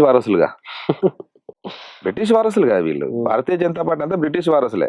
సావర్కర్ అంటే సావర్కర్ బ్రిటిష్ వాళ్ళ బూట్లు నాకినాడు కాబట్టి వీళ్ళు వాళ్ళ వారసులే. కాబట్టి అట్లా వీళ్ళు ప్రజల్ని కూడా విభజించాలి, ఎప్పటికీ ఐక్యంగా కలిసి ఉండనివ్వద్దు అనేది ఏంటంటే కులాల మధ్యన, మతాల మధ్యన విద్వేషాలు, వైరుధ్యాలు పెంచుతూ వాటితోటి రాజకీయ పబ్బం గడుపుకొని పదవులను పొందాలనేటువంటి కాంక్షతోటి వీళ్ళు ఉంటారు. కాబట్టి వీళ్ళు ఇట్లే మాట్లాడతారు. ఇప్పుడు ఈ దేశంలో అతిపెద్ద దేశభక్తుడు సావర్కర్ అని అంటున్నారు కదా, అంటే బ్రిటిష్ వాళ్ళ బూట్లు నాకడమే అతిపెద్ద దేశభక్త. ఈ దేశం కోసం నూనె మిసాల వయసులోనే ఉడుకు నెత్తురు తన ధారాపోస్తూ ఉరికంబానికి కూల అనేటువంటి భగత్ సింగ్ ని మీరేనా గౌరవించేలా చెప్పమనండి. భగత్ సింగ్ ఈ దేశభక్తుడు కాదా, ఈ దేశ పౌరుడు కాదా, ఈ దేశం కోసం ప్రాణాలు ఇచ్చినటువంటి వీరుడు కాదా? ఉరితీశారు కదా, మరి భగత్ సింగ్ ని మీరు గౌరవించేలా? తనను అరెస్ట్ చేసి జైల్లో పెడితే కాంప్రమైజ్ అయ్యి బ్రిటిష్ వాళ్ళతో కాంప్రమైజ్ అయ్యి బ్రిటిష్ వాళ్ళ బూట్లు నాకు వచ్చినటువంటి వాళ్ళని మీరు దేశభక్తుడు ఆయన ఉద్యమకాడని, ఆయన స్వాతంత్ర సమరయోధుడు అని మీరు మాట్లాడతారు. వీళ్ళంతా సావర్కర్ వారసులు, గాడ్సే వారసులు, అంటే గాంధీని చంపినటువంటి వాళ్ళు. కాబట్టి ఇట్లా నేను చెప్తున్నాను కదా, వీళ్ళంతా హంతకుల వారసులు, హంతకులు, కోవట్ల వారసులు, పరాయి దేశానికి మన దేశం ఉన్నటువంటి గుట్టునంతా విప్పి చెప్పేటువంటి కోవట్ల వారసులు వీళ్ళు. అప్పటి నుంచేలే కదా వీళ్ళంతా. సావర్కర్ అదే పని చేసిండు కదా. బ్రిటిష్ వాళ్ళకు మన ఇక్కడ జరుగుతున్నటువంటి స్వాతంత్ర పోరాటంలో ఎవరెవరు ఏం చేస్తున్నారు, ఎవరి బలం ఏంది, ఎవరి బలహీనత ఏంది అనేది బ్రిటిష్ వాళ్ళకి చెప్పడమే ఆయన డ్యూటీ. అంటే కోవట్ పని చేసిండు. గాంధీని చంపిండు గాడ్సే. స్వాతంత్రం కోసం పోరాడినటువంటి గాంధీని గాడ్సే చంపుతాడు. వీళ్ళు గాడ్సే వారసులు అని చెప్పుకుంటారు, సావర్కర్ వారసులు అని చెప్పుకుంటారు. అందుకనే మా నాయకుడు రాహుల్ గాంధీ గారు చాలా సీరియస్ గా చెప్తా ఉన్నారు కదా. కాబట్టి వీళ్ళందరినీ ప్రజాక్షేత్రంలో ఖచ్చితంగా ఏ రోజు చీకొడతారు ప్రజలందరూ. అది అంటే వీళ్ళు కేవలం ఆ విద్వేషపు రాజకీయాల పునాదులుగానే వీళ్ళు దేశాన్ని ఏలాలి, రాజకీయాలు చేయాలి, నాయకులుగా ఎదగాలనేటువంటి దాంతో పనిచేస్తూ ఉన్నారు. కాబట్టి ఇది ఎక్కువ కాలం నిలబడదు. నిజం నిలకడ మీద తెలుస్తుంది. అబద్ధం కొంత తొందరగా ఆకర్షణ చేసినప్పుడు కూడా నిజం నిలకడ మీద ప్రజలకు తెలిసినప్పుడు ఖచ్చితంగా ఆ పార్టీని, ఆ నాయకులందరూ కూడా చీకొడతారు. ఆ రోజులు ముందట్లే ఉన్నాయి, తొందరలోనే ఉన్నాయి. ఎందుకంటే ఇలా దేశంలో జరుగుతుంది అదే కదా. కేవలం దేవుడి పేరు చెప్పి, మతం పేరు చెప్పి అధికారంలోకి వచ్చి ఏం చేసిల్లు మీరు? ఈ దేశానికి ఏం చేసిల్లు? ఇలా రాష్ట్ర కేంద్రంలో బడ్జెట్ ప్రవేశపెట్టిల్లు. బడ్జెట్ లో రాష్ట్రానికి ఏమి ఇచ్చారు? రాష్ట్రానికి ఏమన్నారా ఇవ్వాల్సిన? మా రాష్ట్ర ప్రభుత్వం నుంచి పెట్టినటువంటి కనీస ప్రతిపాదన కూడా గౌరవించలేనటువంటి పరిస్థితి. బడ్జెటే కేటాయించలేదు. ఇలా విద్యకు లేదు, ఇలా ఉద్యోగాల నియామకాలు అయితే వాళ్ళు సంవత్సరానికి 2 కోట్ల ఉద్యోగాలు ఇస్తా ఉన్నారు. ఎక్కడన్నా నోటిఫికేషన్లు వాళ్ళ కేంద్ర ప్రభుత్వం ఇచ్చిన నోటిఫికేషన్ ఏమైనా కనబడుతున్నాయా? ఎక్కడన్నా సెంట్రల్ గవర్నమెంట్ లో ఉద్యోగాలు వచ్చినాయని చెప్పుకుంటున్నారా? మనం చూసాం, కాంగ్రెస్ ప్రభుత్వం వచ్చి సంవత్సర కాలంలో 55,000 ఉద్యోగాలు వేసాం. చాలా హ్యాపీగా ఉన్నారు నిరుద్యోగులంతా. చాలా మంది అక్కడ జిల్లాలకు పోతున్న కొద్దీ నమస్తే అన్నా నచ్చి కలుస్తూ, అన్నా నువ్వు యూనివర్సిటీ, నేను యూనివర్సిటీ అన్నా, జాబ్ వచ్చిందన్నా, ఇక్కడే చేస్తున్నా అని. అంటే వాళ్ళు చాలా ఆనందంలో. అంటే అప్పుడు ఉద్యమంలో తెలంగాణ వచ్చిన తర్వాత కూడా కేసీఆర్ మీద ఉద్యోగాల నోటిఫికేషన్ కోసం కొట్లాడినటువంటి వాళ్ళం కదా. కాబట్టి పరిచయం లేకుండా కూడా వచ్చి నన్ను పరిచయం చేసుకొని, అన్న నేను యూనివర్సిటీ అన్న, నేను కూడా పీజీ హాస్టల్లో ఉన్నా, ఈ హాస్టల్లో ఉన్నా అని చెప్పుకుంటూ, ఇప్పుడు జాబ్ వచ్చిందన్న, నేను ఇక్కడే చేస్తున్నా, స్కూల్ అసిస్టెంట్ గా చేస్తున్నా అని చెప్పుకుంటున్నారు. మీ సెంట్రల్ గవర్నమెంట్ జాబ్ వచ్చిందని ఎక్కడన్నా ఎవరైనా చెప్పిల్లా? ఎప్పుడన్నా నోటిఫికేషన్ వేసిల్లా సరిగా? సంవత్సరానికి 2 కోట్ల ఉద్యోగాలు అన్నారు. 11 ఏళ్ళు అవుతుంది. మరి ఎన్ని కోట్ల మంది ఉద్యోగాలకు ఇవ్వాలి మీరు? అసలు ఉన్న ఉద్యోగాలు కూడా కొడుతున్నారు కదా మీరు. ప్రభుత్వ రంగ సంస్థలు అన్నిటిని నిర్వీర్యం చేసి ప్రైవేటు పెట్టుబడిదారులకు, దోపిడీదారులకు అప్పచెప్తా ఉన్నారు. దేశాన్ని ఆదానంబానికి దోచిపెట్టేటువంటి పనిలో భారతీయ జనతా పార్టీ నిమగ్నమై ఉన్నది. ఇలా సంపదనంతా, అడవినంతా కాల్ చేసి, ఆదివాసులంతా నిలగొట్టి, ఆదివాసులంతా చంపేసి, వాళ్ళ రక్తపు టేరులు మొత్తం పారిచ్చేసి, వాళ్ళ కాళ్ళ కింద ఉన్నటువంటి సంపదనంతా కూడా తీసుకెళ్లి ఆదాన్ని కట్టబెట్టేటువంటి, జిందాలు కట్టబెట్టేటువంటి పనిలో ఇలా మోడీ, అమిత్ షా ఉన్నారు. కాబట్టి వీళ్ళంతా దేశాన్ని ఉన్న ఫలంగా దోచుకోవాలి, వీళ్ళు అధికారం ఉన్నప్పుడు ఉన్నదంతా దోచుకోవాలి అనేటువంటి స్థితిలో ఉన్నటువంటి పాలకులు. అది ప్రజలకు అర్థమవుతా ఉన్నది. ఖచ్చితంగా ప్రజల నుంచి తిరుగుబాటు వస్తుంది. కాస్త ఆలస్యం కావచ్చు కానీ తిరుగుబాటు వస్తుంది. తిరుగుబాటు వచ్చినప్పుడు భారతీయ జనతా పార్టీకి ఏ స్థానం ఉండాలో ప్రజల్లో ఆ స్థానమే ఉంటుంది. అన్న, మీరు రాహుల్ గాంధీ ఫ్యాన్ కదా? ఎస్. ఎందుకు ఫ్యాన్ అయ్యారు? మీకు రాహుల్లో బాగా ఇష్టమైనవి ఏంటి? ఎందుకు అంతగా నచ్చాడు మీకు? రాహుల్ ఈ దేశంలో అంటే యువతను రాజకీయాలకు రావాలని ఆహ్వానించినప్పుడు నేను ఆ స్టేట్మెంట్ చూశాను. యువత ఎందుకు రాజకీయాలకు రావాలనేది చాలా స్పష్టంగా తను ఒక మీటింగ్ లో చెప్పడం జరిగింది. అంటే దేశాన్ని ఎట్లా దోపిడీ చేస్తా ఉన్నారు, దేశంలో ఏ రకంగా అన్యాయాలు జరుగుతూ ఉన్నాయి, వీటన్నిటిని ప్రశ్నించాలంటే, వీటన్నిటిని ఎదుర్కోవాలంటే, ప్రజలకు న్యాయం దక్కాలంటే, అది కూడా సామాజిక న్యాయం దక్కాలంటే, ఈ వర్గాల నుంచి ఉన్నటువంటి చదువుకున్నటువంటి అందరూ కూడా రాజకీయాల్లోకి రాకుంటే, ఈ రాజకీయాలలో ఇట్లాంటి దోపిడీదారులు, పెట్టుబడిదారులు, వ్యాపారవేత్తలు అందరూ కూడా దీంట్లో వచ్చేసి ఈ దేశాన్ని అంతా కూడా ఉన్న ఫలంగా దోసుకుని ఇలా దోపిడీ చేసేటువంటి పరిస్థితి నెలకొన్నది. కాబట్టి ఈ వ్యవస్థను మార్చాలంటే చదువుకున్నటువంటి జ్ఞానవంతులందరూ, విద్యార్థులు, యువతరం ముఖ్యంగా రాజకీయాల్లోకి రావాలి. రాజకీయాల్లోకి వచ్చి ఇలా ఈ పాలన మనమే, ఈ దేశాన్ని మనమే ఏలుకోవాలనేటువంటి దాన్ని చాలా బలంగా చెప్తాను. రెండోది, ఈ దేశాన్ని ప్రజల మధ్యన విద్వేష రాజకీయాలతోటి ప్రజలను విభజిస్తూ, ప్రజలను మతం పేరుతోటి, కులం పేరుతోటి ఏ రకంగా అయితే డివిజన్ చేస్తా ఉన్నారో వాళ్ళ పట్ల చాలా స్పష్టమైన వైఖరి రాహుల్ కలిగి ఉన్నాడు. అందుకనే రాహుల్ మాకు ఒక హీరోలా కనబడతాడు. తనంటే అంత అభిమానం. మా ఒక నాయకుడిని ఎందుకు అంత అభిమానిస్తారంటే అతని కమిట్మెంట్, అతను ఏదైతే ఈ దేశంలో ప్రజలను నష్టం చేసేటువంటి, ఈ ప్రజలను పీడనకు గురి చేస్తూ, ప్రజల మీద అణచివేతకు గురి చేస్తూ, ప్రజలను దాడులు చేస్తూ ఉన్నదో ఆ సంస్థని నిషేధించాలని చాలా బలంగా చెప్పినటువంటి నాయకుడు. అంత సూటిగా ఈ దేశంలో ఏ రాజకీయ నాయకుడు మాట్లాడలేదు. కాబట్టి అట్లాంటి నాయకుడు మన కళ్ళ ముందే ఉన్నప్పుడు ఆ నాయకుని వెంట మనం ఎందుకు నడవద్దు? ఆ నాయకుడికి సపోర్ట్ గా మనం ఎందుకు ఉండద్దు? కాబట్టి సరే, నా వెనుక నాకు రాజకీయంగా మా నాన్న లీడర్ కాలే కావచ్చు, జడ్పీటీసీ కాదు కావచ్చు, ఎమ్మెల్యే కావచ్చు, ఏది కావచ్చు, కానీ తన విజన్ ఒకటి ఉన్నది రాహుల్ గాంధీ. యువతరాన్ని రాజకీయాలకు తీసుకురావాలి, యువతను రాజకీయాలు ఎదిగియాలి, ఈ దేశంలో ఈ విద్వేష రాజకీయాలను అంతం చేసి స్వేచ్ఛ, సమానత్వం, సామాజిక న్యాయాన్ని సాధించుకోవాలని చాలా సూటిగా తన మాట్లాడుతున్న వేదికలను మీరు ఒకసారి అబ్జర్వ్ చేయండి. తను మాట్లాడుతున్న సందేశాన్ని ఒకసారి వినండి. చాలా స్పష్టంగా చెప్తా ఉన్నాడు. ఉమ్, చాలా డెమోక్రాటిక్ గా, ఉమ్, చాలా డీక్లాసిఫై అయిపోయి ఉమ్, కార్మికులను, లారీ క్లీనర్లది, రోడ్డు పక్కన పనిచేసుకునేటువంటి కార్మికులు, ఉమ్, వాళ్ళు ఉపాధి పొందేటువంటి ఏదైతే సంచార జీవులు ఉంటారో వాళ్ళది, ఉమ్, ప్రతి అన్ని రంగాల దగ్గర ప్రజల దగ్గరికి తను వెళ్తూ ఉమ్, వాళ్ళ సమస్యలను తెలుసుకునేటువంటి పనిలో ఉన్నాడు. ఆ క్రమంలోనే ఇవాళ దేశంలో వేల కిలోమీటర్లు భారత్ జోడో యాత్ర ద్వారా అంటే ప్రజల్ని కలుపుతూ ప్రజలకు విద్వేషాలతో విడగొడుతున్నటువంటి భారతీయ జనతా పార్టీకి వ్యతిరేకంగా తనకు క్లియర్ స్టాండ్ తీసుకొని ప్రజల్ని కలుపుతూ భారత్ జోడో యాత్ర చేయడం జరిగింది. ఉమ్, ఆ జోడో యాత్రలో రాహుల్ గాంధీకి మద్దతుగా మేము యూనివర్సిటీ నుంచి వెళ్ళి, ఉస్మానియా జాక్ నుంచి వెళ్ళి మద్దతుగా వెళ్ళడం జరిగింది. ఉమ్, ఆ తర్వాత మేము అంటే వాస్తవానికి ఆ జోడో యాత్ర చేస్తున్నప్పుడే ఆ స్పిరిట్ నచ్చే మేము రాహుల్ గాంధీ తోటి నడిచి జైన్ కావాలనుకున్నాం. ఉమ్, కానీ అప్పుడు రాజకీయ కార్యక్రమం, జైనింగ్ కార్యక్రమం లేదన్నతోటి అక్కడ ఆగిపోయినాం.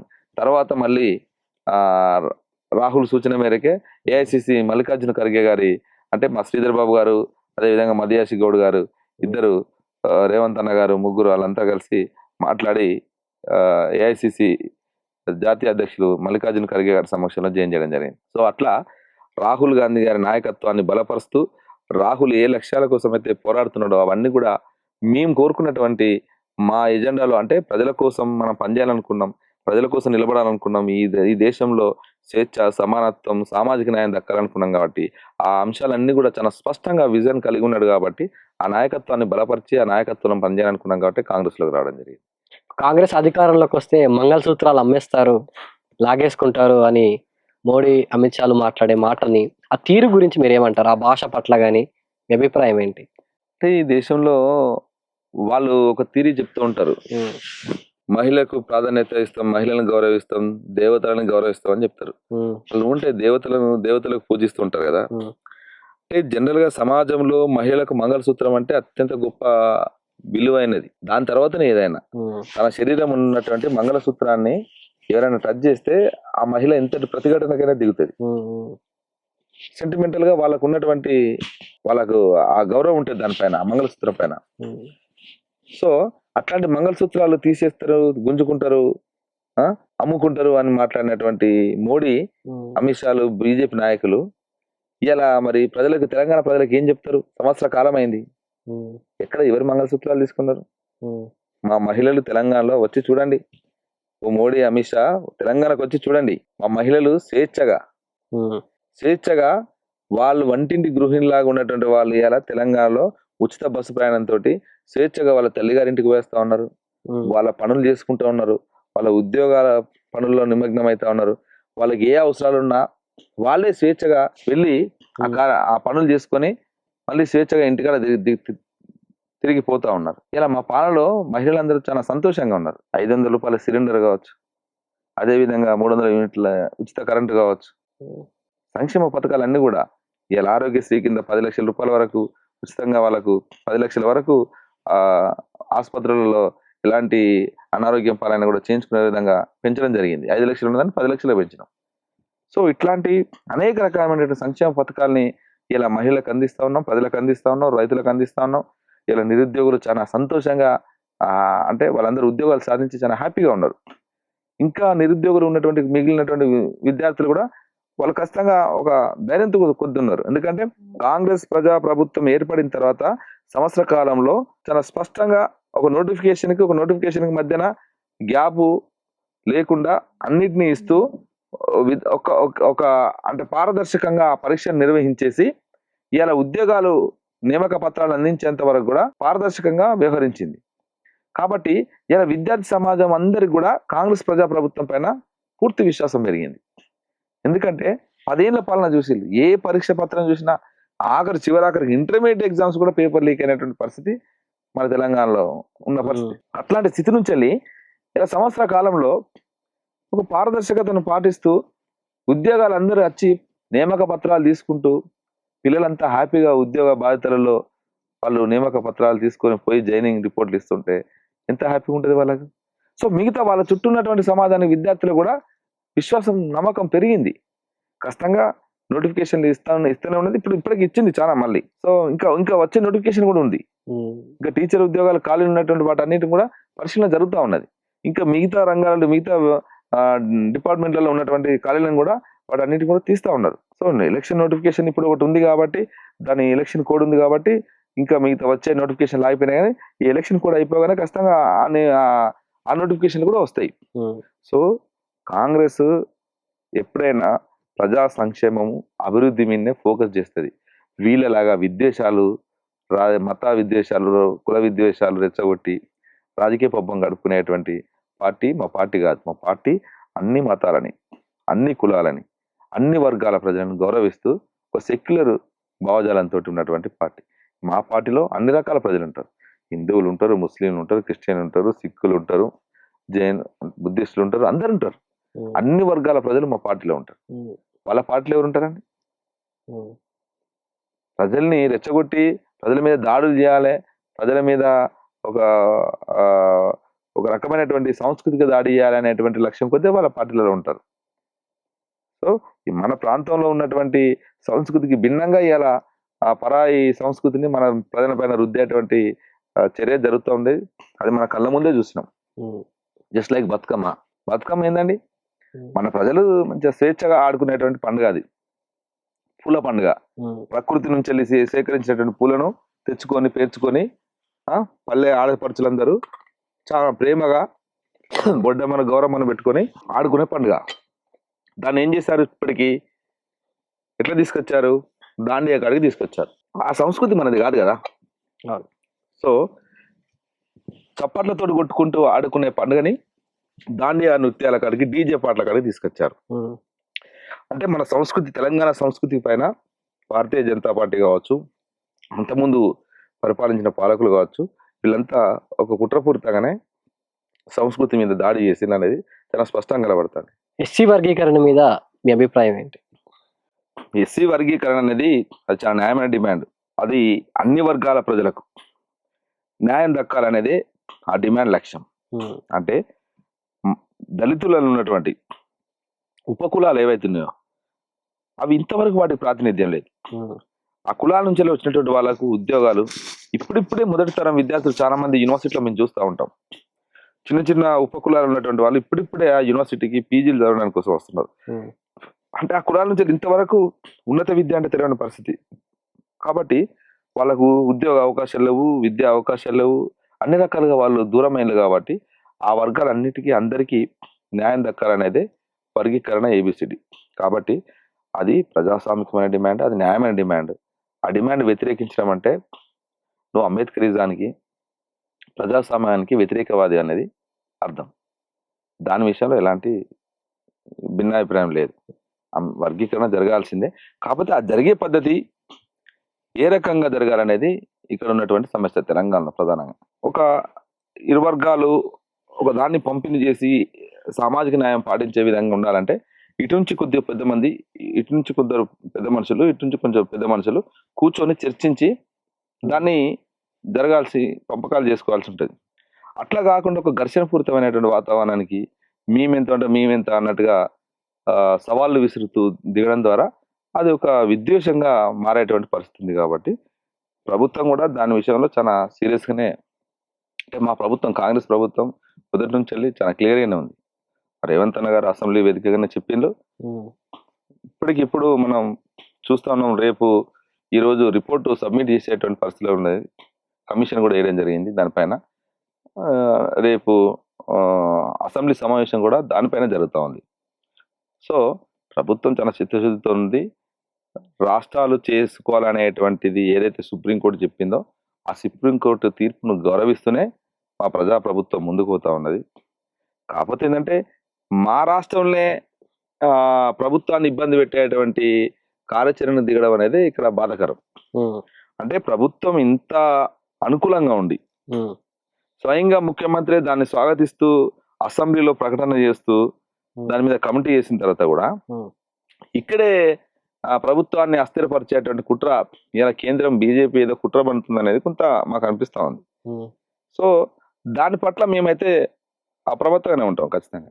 ఆ రకంగానే చేయాలని చూస్తే మాత్రం ఇలా తెలంగాణలో చాలా మంది దళితులు కేవలం బీజేపీ ఏదో కోర్టులో తీర్పిచ్చినంత మాత్రాన చాలా మంది ఏం చెప్పుకుంటున్నారంటే బీజేపీ ఇప్పించింది అంటున్నారు.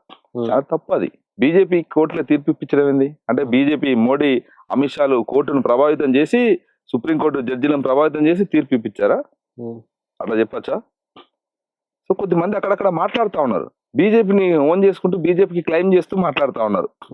ఈ బీజేపీ అంత ఇంట్రెస్ట్ పెట్టింది కాబట్టి ఆ తీర్పు వచ్చింది అంటున్నారు. ఎట్లా వస్తుంది? ఎట్లా? ఆ డిమాండ్ లో న్యాయం ఉంది కాబట్టి, అది ఒక ప్రజాస్వామికమైన డిమాండ్ కాబట్టి, ఆ స్థానంలో ఎవరున్నా ఏ జడ్జిలున్నా ఖచ్చితంగా న్యాయబద్ధంగా వాళ్ళ వాటా వాళ్ళకి దక్కాలని మాట్లాడతారు. సో ఇన్ని రోజులు వాళ్ళ వాటాను కోల్పోతున్నారు కాబట్టి వాళ్ళ వాటా వాళ్ళకి ఇవ్వండి, ఎవరి వాటా వాళ్ళు తీసుకోండి, జనాభా దమాస ప్రకారం మీరెంతో మీ వాటా అంతా ఉన్నారనేది వాళ్ళు చెప్తున్నది. జడ్జిలు కూడా అదే చెప్పిళ్ళు. దానికి మోడీ చాలా ఇంట్రెస్ట్ పెట్టి మోడీ చొరవతోటే ఆ ప్రకటన వచ్చిందని చెప్పడం ఏదైతుందో మూర్ఖం అది. దానివల్ల ఏమవుతుంది? సుప్రీంకోర్టు ఉన్నటువంటి అది పడిపోతుంది. ఎందుకంటే అంటే కోర్టు కూడా ప్రభావితానికి లోనైంది అనేది మీరు ఇచ్చే మెసేజా? చాలా మంది కొద్దిమంది మీడియా ముందు చర్చా వేదికల్లో అక్కడక్కడ మాట్లాడుతూ ఉన్నారు. అట్లాంటి తప్పుడు మాటలు మాట్లాడద్దు. అది న్యాయమైన డిమాండ్ కాబట్టి సుప్రీంకోర్టు కూడా ఇలా 7 సభ్యులతో కూడినటువంటి బెంచ్ ఇలా తీర్పు వచ్చింది. అది ఎక్కడికి పోయినా కూడా, రేపు ఇంటర్నేషనల్ కోర్టుకు పోయినా కూడా అది న్యాయమైన డిమాండ్ కాబట్టి తీర్పు అనుకూలంగానే ఉంటుంది, వర్గీకరణ చేయాలనే వస్తుంది. కాబట్టి దాంట్లో అంటే ఈ రాష్ట్రంలో మన రాష్ట్రంలో ఉన్నటువంటి కాంగ్రెస్ పార్టీని అస్థిరపరిచేటువంటి ఎత్తుగడలు కూడా జరుగుతూ ఉన్నాయి. అట్లాంటి వాటిలో ఇక్కడ ఉన్నటువంటి మాదిగ సోదరులు చాలా మంది కాంగ్రెస్ పార్టీలో కీలకమైనటువంటి పదవులలో ఉన్నారు. ఇలా మా సంపద అయితేనేమే, దామోదర అనేసి మన మంత్రిగా ఉన్నారు. చాలా మంది కీలకంగా ఇలా కాంగ్రెస్ పార్టీలో పెద్ద పెద్ద గొప్ప పొజిషన్ లో ఉన్నటువంటి వాళ్ళు ఉన్నారు. సో కాబట్టి ఎట్టి పరిస్థితిలో అట్లా జరిగితే ఉపేక్షించలేదు. అన్న, మీ మీద ఎన్ని కేసులు ఉన్నాయి? ఎన్నిసార్లు జైలు పోయి వచ్చారు? ఎన్ని నెలలు జైల్లో ఉన్నారు? అంటే నేను తెలంగాణ ఉద్యమంలో నా పైన 136 కేసులు. 136. 136 కేసెస్. తెలంగాణ ఉద్యమంలో నేను 4 సార్లు జైలుకి పోయాను. ఒక్కసారి జైలు రాకపోయి బయటకు వచ్చాను. అంటే బెయిల్ అక్కడ పోయేసరికి నా వెనకాల మన వాళ్ళు తీసుకొని వచ్చారు కాబట్టి బయటకు ఆనంచెల్లా వచ్చేసాను వెనుక. సో అట్లా 5 సార్లు జైలు, అంటే 4 సార్లు జైలు జీతం. తెలంగాణ సాధించుకున్న తర్వాత 2 సార్లు జైలుకి వెళ్ళాను. తెలంగాణ వచ్చిన తర్వాత ఎందుకు వెళ్ళాల్సి వచ్చింది? అంటే స్వరాష్ట్రంలో ఇందాక చెప్పాను కదా, కేసీఆర్ వైఖరిని, కేసీఆర్ ఏదైతే విద్యార్థి ప్రజా వ్యతిరేక వైఖరిని ప్రదర్శిస్తున్నాడో దానికి వ్యతిరేకంగా ప్రజల పక్షాన, విద్యార్థి పక్షాన నిలబడి మాట్లాడినందుకే ఇలా రకరకాల సంస్థలతో, అంటే విప్లవ సంస్థలతో, మావోయిస్టు పార్టీతో అనుబంధంగా పనిచేస్తున్నాడు అనేటువంటి నేపం మోపి నా పైన అస్ఫాబాద్లో కేసు నమోదు చేపించి 2018లో నన్ను అరెస్ట్ చేసి అస్ఫాబాద్ జైల్లో 4 నెలలు నిర్బంధించారు.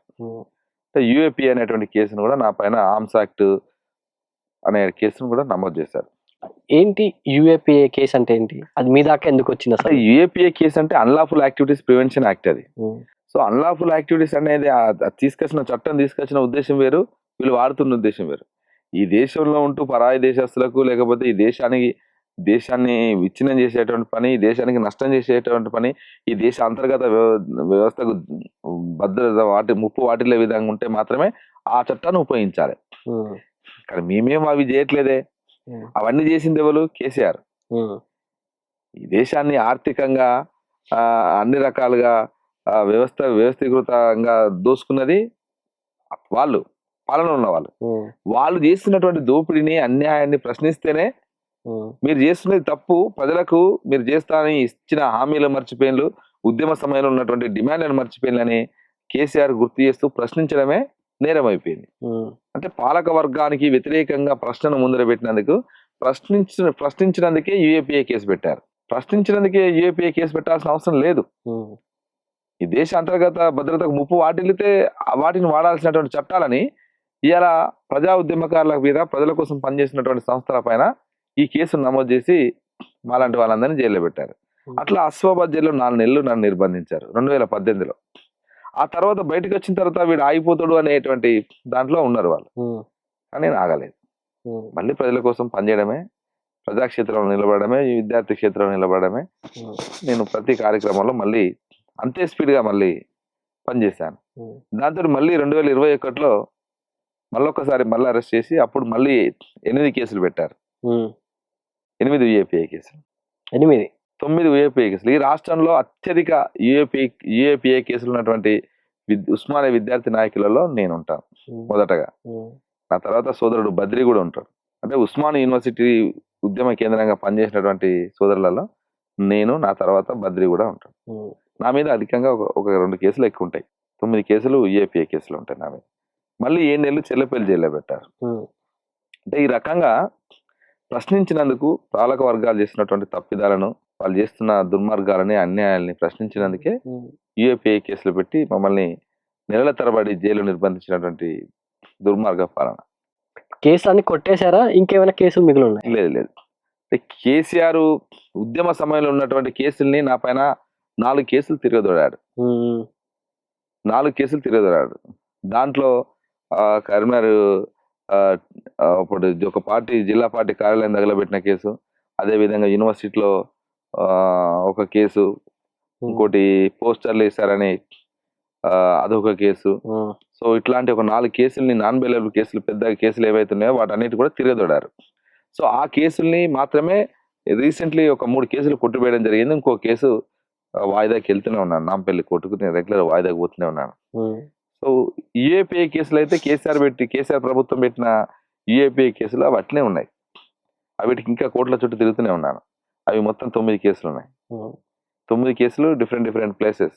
ఒకటి ఆదిలాబాద్లో ఉంటుంది, ఒకటి మహబూబ్ నగర్లో ఉంటుంది, ఒకటి ఖమ్మం కొత్తగూడెంలో ఉంటుంది, ఒకటి ఖమ్మంలో ఉంటుంది, ఒకటి వరంగల్లో ఉంటుంది, ఒకటి తాడ్వాయి, ఇట్లా ఒకటి ఎల్బీ నగర్, ఇట్లాంటి డిఫరెంట్ ప్లేస్లలో కేసులు పెట్టి, అంటే వేధించాలే, ప్రజల కోసం పనిచేస్తున్నారు కాబట్టి ప్రజలకు అందుబాటులో లేకుండా కోర్టుల చుట్టూ తిరగడానికే కాలం గడిచిపోవాలనేటువంటి రీతిగా మనిషిని ఆ ఉద్యమాలకు దూరం చేయాలనేటువంటి లక్ష్యం కొద్దీ ఇట్లాంటి కేసులు పెట్టి, ఫాల్స్ కేసెస్ పెట్టి, తప్పుడు ఆరోపణలతోటి, ఎలాంటి ఆధారాలు లేకుండా నిరాధారమైనటువంటి ఆధారాలతోటి ఇలా నా పైన కేసులు పెట్టి నన్ను వేధించారు. అయినా కూడా ఎక్కడ బెండ్ కాలే.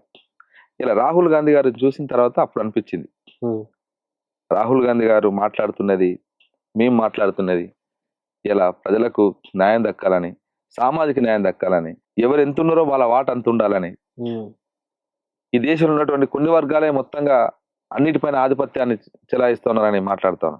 ఎస్, ప్రజలందరూ మనం చదువుకున్నటువంటి వాళ్ళ తేడాలు అట్టుగా తెలిసిపోతాయి కదా, ఏది అన్యాయం ఏది న్యాయం అనేది మనం చెప్పగలుగుతాం కదా. సో అట్లా రాహుల్ గాంధీ గారు మాట్లాడుతున్నటువంటి మాటలన్నీ కూడా ఇన్స్పైర్ అయిన తర్వాత ఎస్, ఇట్లాంటి విజనరీ ఉన్నటువంటి నాయకుడి నాయకత్వంలో మనం పనిచేయాలనేటువంటి లక్ష్యం కొద్దీ ఇలా కాంగ్రెస్ పార్టీలోకి రావడం జరిగింది. ఇప్పుడు మీ జీవితం ఎలా ఉంది కాంగ్రెస్ పార్టీలోకి వచ్చిన తర్వాత? జీవితం గడిచిపోతా ఉంది. కాంగ్రెస్ పార్టీలో పార్టీ యాక్టివిటీస్, అదే విధంగా ప్రభుత్వం తీసుకుంటున్నటువంటి సంక్షేమ పథకాలు, ఆ కార్యక్రమాలతోటి మా ప్రభుత్వం ఇంకా చేయబోయేటువంటి కార్యక్రమాలు, భవిష్యత్ కార్యక్రమాలు, ఆ రకంగా ప్రజలకు కొంత దగ్గరగా వండుకుంటూ ప్రజలకు సంబంధించినటువంటి కొన్ని సమస్యలు వచ్చినప్పుడు మా మంత్రులు శ్రీధర్ బాబు గారు కావచ్చు, అదేవిధంగా పొన్నం ప్రభాకర్ అన్న కావచ్చు, ఇంకా సీతక్క కావచ్చు, రేవంత్ అన్న దృష్టికి కూడా వేం నరేంద్ర అన్న ద్వారా ఆ సమస్యలన్నిటి కూడా ప్రజాక్షేత్రంలో ఉన్నటువంటి వివిధ సెక్షన్స్ గ్రూప్స్ ఉన్నటువంటి సమస్యలు, ఇతర ఇబ్బందులు అనేటివి కూడా, అలా అసంతృప్తి ఏది ఉన్నా కూడా వాళ్ళని తీసుకెళ్లి కల్పించి మాట్లాడించి ఆ సమస్యకు పరిష్కారాన్ని చూపెట్టేటువంటి పనిలో వారధిగా ఇప్పుడైతే మేమైతే చాలా బిజీగా ఉన్నాం. ఎందుకంటే ఎస్, అంతకుముందు ఆ పరిస్థితి లేదు కదా. ఒక సమస్య విద్యార్థి రంగంలో ఆ సమస్య ఉంది, లేకపోతే నిరుద్యోగ రంగంలో సమస్య ఉంది, లేకపోతే ఎంప్లాయీస్, లేకపోతే కార్మిక రంగంలో సమస్య ఉందంటే కనీసం వాళ్ళు ఎవరు పట్టించుకునేటువంటి పరిస్థితి ఉంటుంది. ఇలా మేము అట్లా కాకుండా, ఎందుకంటే ఆ సమస్యలన్నింటినీ అడ్రస్ చేస్తూ పోరాటాలు చేసినటువంటి నాయకత్వంలోకి వెళ్ళి ప్రజా ఉద్యమానికి వెళ్ళి వచ్చినాం కదా. సో ఆ అనుభవంలోకి వెళ్ళి మనం ఏం చేయాలి ఇక్కడ ఈ పార్టీలో అంటే, పార్టీ నిర్మాణము, పార్టీ సంస్థాగత నిర్మాణాలు చేస్తూనే, పార్టీ కోసం పనిచేస్తూనే, పార్టీ చేస్తున్నటువంటి అభివృద్ధి కార్యక్రమాలని ప్రజలకు వివరిస్తూనే, మనం చేయబోయేటువంటి ఏం చేయబోతామో ఏం చేస్తున్నామో చెబుతూనే, ఇట్లాంటి అసంతృప్తి ఉన్నటువంటి సమస్యలు ఉన్నటువంటి వాళ్ళందరినీ ఫైండ్ అవుట్ చేసి వాళ్ళను సంబంధిత మంత్రి దగ్గరికి తీసుకెళ్లి మాట్లాడిచ్చేసి వాళ్ళ సమస్యకు పరిష్కారాన్ని, లేదంటే ఆ సమస్య ఎట్లా జటిలమైంది, ఎందుకు ఆ సమస్యకు కాలేకపోతుంది అనేటువంటి దాన్ని పరిష్కారాన్ని చూపెట్టేటువంటి మార్గంలో మనం ఉండాలి కదా. అప్పుడే కదా నాయకులం. కాబట్టి ఆ రకంగా అట్లాంటి కార్యక్రమాల్లో నిరంతరం రోజు పొద్దున్న నుంచి సాయంత్రం వరకు ఎంగేజ్ అయి ఉన్నాం. ఒక పాట పాడండి తెలంగాణ అమరులం. తెలంగాణ అమరులు అంటే అంటే తెలంగాణ ఉద్యమంలో ఎక్కువ పాడేటువంటి పాట జోహార్లు, అమరులను స్మరిస్తూ జోహార్లు పాడుకునేది. జోహారులు జోహారులు అమరులకు జోహార్, వీరులకు జోహార్, అమరులకు జోహార్, వీరులకు జోహార్. మా ఊరి రేవుల్లా మట్టి పొత్తిల్లల్లా, మట్టి పొత్తిల్లల్లా, తోవా పువ్వుల తీరు అమరులుంటారు, అమరులుంటారు, తోవా పువ్వుల తీరు అమరులుంటారు. జోహారులు జోహారులు అమరులకు జోహార్, వీరులకు జోహార్. బువ్వా కొల్లాగొట్టి భూమాతను చెరబట్టి నాగలి దున్నే కార్తె నా అన్న రైతుల్ని, నాట్లేసే తల్లుల్ని వారి మీద చెరబట్టిన నైజమోని గుండెల్లో నిదురించిన అమరులకు జోహారులు జోహారులు, అమరులకు జోహార్, వీరులకు జోహార్, అమరులకు జోహార్, వీరులకు జోహార్. ఇట్లా తెలంగాణ ఉద్యమంలో అమరులను స్మరిస్తూ ఈ పాట నేను ఎక్కువ వాడేది ప్రతి సందర్భంలో. థ్యాంక్ యూ అన్న. ఈరోజు మనం చాలా విషయాలు మాట్లాడుకున్నాం.